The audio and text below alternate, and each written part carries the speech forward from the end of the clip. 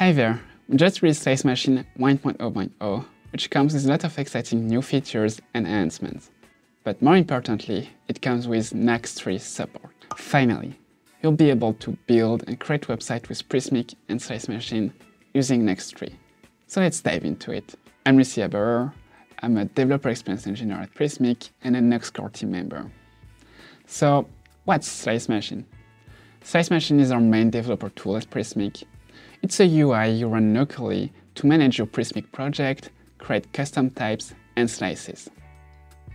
So let's get started from scratch. We'll start by creating a blank Nuxt project. To do so, I can use Nuxt3 CLI init command, and I will name my project smnuxt3. What this does, it just bootstrap a blank Nuxt project for me. There's nothing from Prismic on it yet. So we'll get inside it. And now I can start the Slice Machine init process, which we revamped from the ground up with this release. To do so, it's the same command as before, at Slice Machine init. And well, this will launch itself, and first thing it will ask me for is to log in inside Prismic. So I can just press any key. It will open my browser. I'm already logged in inside Prismic. And so as soon as it's done, it will redirect me to my terminal. Here we go. So once I'm logged in, it asks me to select a repository or to create a new one. So I can pick an existing one of my repository, but here I want to create a new one, also because I want to show you the new repository creation process. So here it is. First of all, you can see that it suggests me a name to create my repository with. This is based on your project name and should get you started quickly if you need to. But you can pick another name by just typing it. And as you can see, it now also shows you like when you're not typing a valid name. Like here, my repository name is too short, so it needs to be longer. As soon as it's long enough, it's fine, and I can proceed with it. But for today, we'll stick with the default suggested name, because this works for me. So it created my repository, and now it's finishing installing dependency. This is another optimization we made with this new init command, is that as soon as you start the init command, it starts installing dependencies in the background, and here I just need for it to finish to install them. Here it's done. Now it's finishing the installation of Slice Machine, creating its configuration and a few other things. Here we go. It's installing some additional dependencies right now, which should go fairly quick. And as soon as we'll be done with that, we'll be able to get started and to develop with Slice Machine. Here we go. So the init command was successful. I can now access my dashboard, my API. I have links to the documentation and everything, and how to get started with my project. But let's see what the init command did for us inside our project. To do so, I will open my VS Code using this code command. And well, Slice Machine did a lot of things for us inside the project, but no worries, nothing too crazy. First of all, as we saw, it installed a few dependencies. It installed Nuxt Prismic, which is our Nuxt module for Prismic.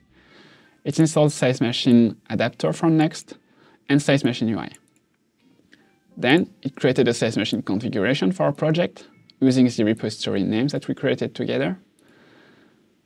And another thing it did that is now new and that we're able to do thanks to Magic AST, a new library we've been developing with the Nuxt team, is installing the Prismic module inside our Nuxt config for us. So this is something new that we weren't able to do before, that we're now able to do, and that should get you started much more quickly with Prismic and Nuxt 3.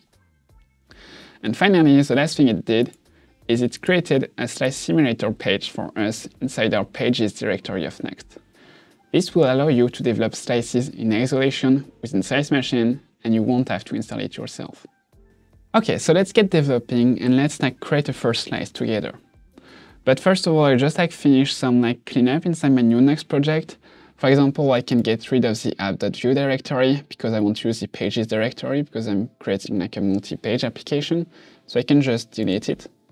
And also I will finish the installation of the slice simulator. To do so, I just need to provide a local slice simulator URL inside my Nuxt config.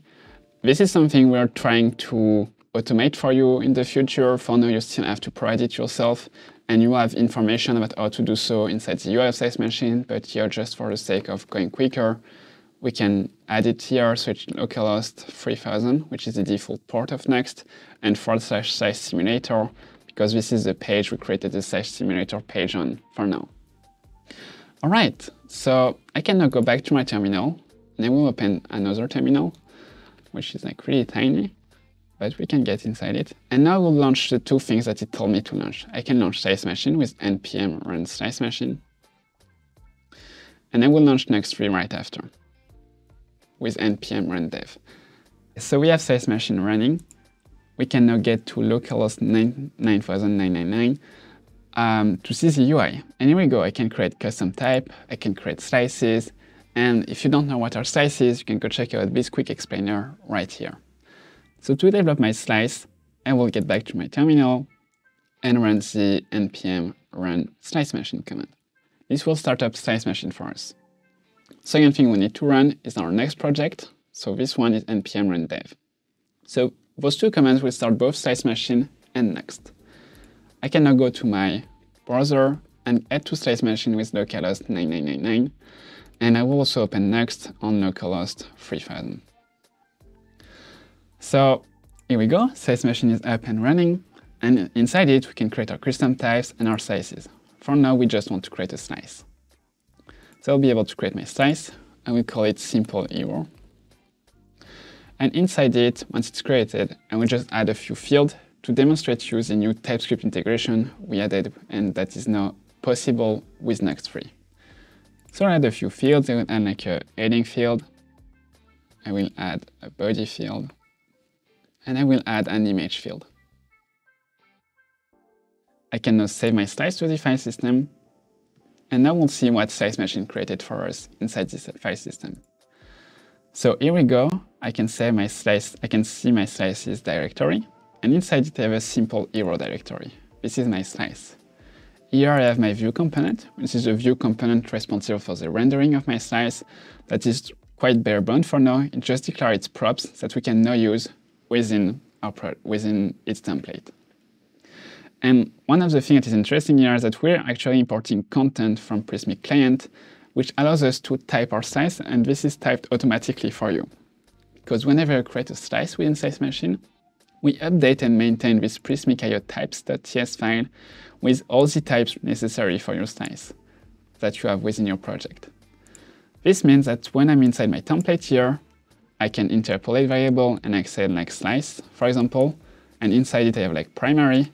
And if I go primary, you can see we have our heading, our body, and the image that we created within Slice Machine, and this is all typed for you automatically.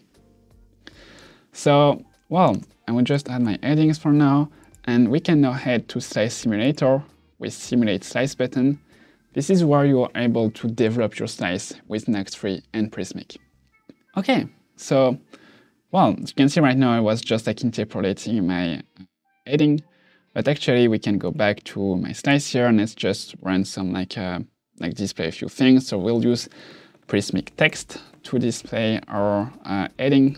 So field, and here goes slice.primary.heading, which is all again type, as you can see. We'll do that as h1. And then we have like a Prismic rich text, because here I want to render my body with like everything inside it, so I don't need as here, and I can just say body. And finally we have like a Prismic image. Here we go. And same here, I can provide it my field, and I will name it slice.primary.image. And if I save that and go back to the simulator, we can now see we have our heading, our body, and our image here, which is really big. Let's just add like a quick fix to that. We can do like a style, and like we'll do like width 300 pixel. This should resize our image. Here we go, it's small and tiny. And when we are adding style, and just like make our heading a bit bigger, so I can like a font size, and we'll go like 4 rem. And if I save all of that and get back to my simulator, we can see that this style is updated, as we said. I can update my mocks here. So for the title, for example, I can go with like and subscribe. And if you like that kind of content, let us know, we can make more of it. I can also update my body if I want, I can make it longer. And I can also replace the image if I want another one. So let's go with the pineapple.